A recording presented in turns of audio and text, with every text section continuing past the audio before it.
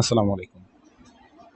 বোনসের fracture classification আমরা দেখব এই ভিডিওতে। তো প্রথমত আমরা ক্লিনিক্যাল ক্লাসিফিকেশন দেখব এবং এর পরবর্তীতে আমরা দেখব রেডিওলজিক্যাল ক্লাসিফিকেশন। তো ক্লিনিক্যাল ক্লাসিফিকেশনের আমাদের মূলত দুইটা টাইপ আছে, এক হচ্ছে ওপেন ফ্র্যাকচার আর একটা হচ্ছে ক্লোজ ফ্র্যাকচার। তো ওপেন ফ্র্যাকচারকে আমরা বলতে পারি, এর আদার নেম হিসেবে আমরা বলতে পারি কম্পাউন্ড ফ্র্যাকচার, কম্পাউন্ড অ্যান্ড আমাদের ক্লোজ ফ্র্যাকচার যেটা, সেটাকে আমরা আদার নেম হিসেবে বলতে পারি সিম্পল ফ্র্যাকচার। তো সিম্পল ফ্র্যাকচার বা হচ্ছে ক্লোজ ফ্র্যাকচার এবং ওপেন ফ্র্যাকচার বা হচ্ছে কম্পাউন্ড ফ্র্যাকচার। এখন কোনটাকে আমরা কম্পাউন্ড ফ্র্যাকচার বলবো এবং কোনটাকে আমরা ওপেন ফ্র্যাকচার বলবো? যখন আমরা যদি ডেফিনেশনের দিকে যাই, when the closed fracture or simple fracture is the fracture where the fracture hematoma doesn't communicate with the external environment। অর্থাৎ এই যে আমাদের যে ফ্র্যাকচার সাইটটা, এইখানে ফ্র্যাকচার হওয়ার পরে সেখান থেকে ব্লিডিং হয় এবং এই ব্লিডিংটা যদি আমাদের স্কিনকে ক্রস করে আমাদের যে এক্সটার্নাল এনভায়রনমেন্ট আছে সেই এক্সটার্নাল এনভায়রনমেন্টের সাথে যদি কমিউনিকেট না করে, সেই ক্ষেত্রে আমরা সেটাকে বলবো ক্লোজড ফ্র্যাকচার বা সিম্পল ফ্র্যাকচার।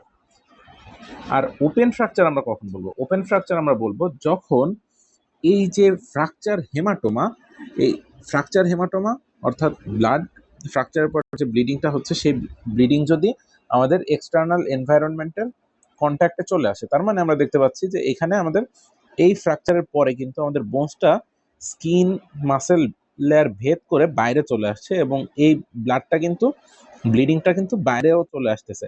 তার মানে দেখা যাচ্ছে যে fracture haematoma here continues with the external environment. তার মানে আমরা বুঝতে পারছি যে ওপেন ফ্র্যাকচার হচ্ছে যখন আমাদের বোনসটা ভেঙে মাসেল লেয়ার এবং স্কিন ভেদ করে বাইরের দিকে চলে আসবে এবং ব্লিডিংটা বাইরের এনভায়রনমেন্টের কন্ট্যাক্টে আসবে, তখন সেটাকে আমরা বলবো ওপেন ফ্র্যাকচার বা কম্পাউন্ড ফ্র্যাকচার। আর যদি আমাদের যে ফ্র্যাকচার সাইট সেখান থেকে ব্লিডিং বা হেমাটোমাটা যদি আমাদের এক্সটার্নাল এনভায়রনমেন্টের কন্ট্যাক্টে না আসে, অর্থাৎ আমাদের স্কিন বা মাসেল লেয়ার ভেদ করে যদি হাড়টা বের হয়ে না আসে, সেই ক্ষেত্রে আমরা সেটাকে ক্লোজড ফ্র্যাকচার বা সিম্পল ফ্র্যাকচার বলতে পারি। এর পরবর্তীতে আমাদের এটা গেল হচ্ছে আমাদের ক্লিনিক্যাল ক্লাসিফিকেশন। ক্লিনিক্যাল ক্লাসিফিকেশনটা আমাদের গেল। এবার আমরা দেখব রেডিওলজিক্যাল ক্লাসিফিকেশন। রেডিওলজিক্যাল ক্লাসিফিকেশনে মূলত transverse fracture, oblique fracture, spiral fracture, comminuted fracture এবং সেগমেন্টাল ফ্র্যাকচার, এই কয়েকটা ফ্র্যাকচারের কথা মোটা দাগে বলা যায়। তো ট্রান্সভার্স ফ্র্যাকচারটা আমরা কখন বলি? আমরা যদি খেয়াল করি, আমরা দেখতে পাচ্ছি যে আমরা ট্রান্সভার্স লাইন কখন বলি। এটা যদি একটা আমাদের বোনস হয়, এই বোনসের সাথে ট্রান্সভার্স লাইন আমরা কিন্তু এই যে এইভাবে আমরা ট্রান্সভার্স লাইন কল্পনা করতে পারি। তার মানে আমাদের এই যে এই বোনসে যদি আমরা খেয়াল করি, আমরা এখানে দেখতে পাচ্ছি যে ফ্র্যাকচারটা ট্রান্সভার্সলি আছে। তার মানে এই ফ্র্যাকচারটাকে আমরা তখন বলতেছি ট্রান্সভার্স ফ্র্যাকচার, আমাদের রেডিওলজিক্যাল ক্লাসিফিকেশন অনুযায়ী ট্রান্সভার্স ফ্র্যাকচার। এইবার যদি এই ফ্র্যাকচারটা এখানে যেমন ট্রান্সভার্সলি আছে, যদি এইভাবে না হয়, ফ্র্যাকচারটা এইভাবে হয় অর্থাৎ অবলিকলি হয়, সেই ক্ষেত্রে আমরা সেই ফ্র্যাকচারটাকে বলতে পারবো কি ফ্র্যাকচার? Oblique fracture. অবলিক, ঠিক আছে, আমরা তখন ফ্র্যাকচারটাকে বলতে পারবো অবলিক ফ্র্যাকচার। এবার আসে স্পাইরাল ফ্র্যাকচার। স্পাইরাল ফ্র্যাকচার যদি আমরা এইখানে এই ফ্র্যাকচারটার দিকে একটু তাকাই, এটা দেখলে অনেক ক্ষেত্রে আমাদের কাছে মনে হতে পারে এটা অবলিক ফ্র্যাকচার, যেহেতু এই যে ফ্র্যাকচারটা অবলিকলি দেখা যাচ্ছে অনেকটা। কিন্তু এইখানে একটা বিষয় যদি আমরা উপরের দিকে খেয়াল করি, এই যে আমাদের একটা ফিমার, এটা কিন্তু আমরা ফিমারটা অ্যানাটমিক্যাল পজিশনে যখন থাকে, তখন আমরা যদি হেডের দিকে তাকাই, হেডটা কোন দিকে ডিরেক্টেড আছে আর স্পাইরাল ফ্র্যাকচারে আমাদের হেডটা কোন দিকে ডিরেক্টেড আছে, তখন আসলে বোঝা যায় যে পার্থক্যটা আসলে কোথায়, অবলিক ফ্র্যাকচার এবং স্পাইরাল ফ্র্যাকচারের পার্থক্যটা আসলে কোথায়।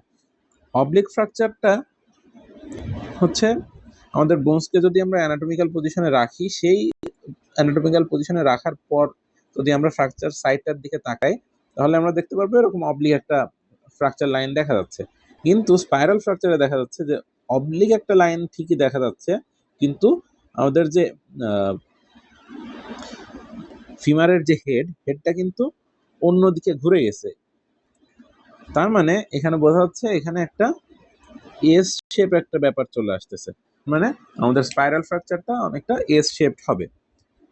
এইগুলো গেল হচ্ছে spiral fracture, transverse fracture, oblique fracture. এরপরে যে ফ্র্যাকচারটা আসে সেটা হচ্ছে কমিউনিটেড ফ্র্যাকচার আর হচ্ছে সেগমেন্টাল ফ্র্যাকচার।